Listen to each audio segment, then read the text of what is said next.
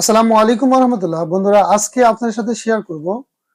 আপনারা অনেকে এসে প্রশ্ন করেন, হোমিওপ্যাথি সবার জন্য এক নয় কেন? অর্থাৎ দেখা যায় অনেক ব্যক্তির কয়েকজনের যদি একই ধরনের রোগ হয়, তাহলে সবার জন্য একটা মেডিসিন সিলেকশন হয় না, সবার জন্য ভিন্ন ভিন্ন মেডিসিন সিলেকশন করতে হয় কেন, বা সবার জন্য ভিন্ন ভিন্ন মেডিসিন লাগে।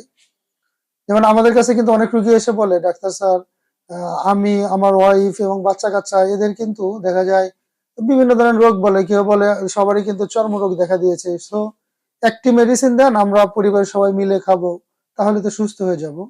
আসলে হোমিওপ্যাথি কিন্তু বিষয়টা এরকম না। হোমিওপ্যাথির থিম হলো treat the patient not the disease. হোমিওপ্যাথিতে রোগের কোনো চিকিৎসা নাই, রোগের চিকিৎসা করা হয়। অর্থাৎ প্রত্যেকটা রোগী কিন্তু এক একজনের থেকে কিন্তু ভিন্ন চিন্তাধারায়, গঠন, আকৃতি, হ্যাঁ, এবং রোগের লক্ষণ এবং রোগের কারণ হিসেবে কিন্তু প্রত্যেকটা ব্যক্তি কিন্তু ভিন্ন ভিন্ন হয়ে থাকে। সো আমরা সবাই জানি, যেমন আমাদের ফিঙ্গারপ্রিন্ট যেমন একটা মানুষের সাথে একটা মানুষের মিলে না, সো প্রত্যেকটা মানুষের মানসিক দিক থেকে, শারীরিক দিক থেকে প্রত্যেকটা বিষয়ই একজন আরেকজনের সাথে কখনোই মেলা সম্ভব না।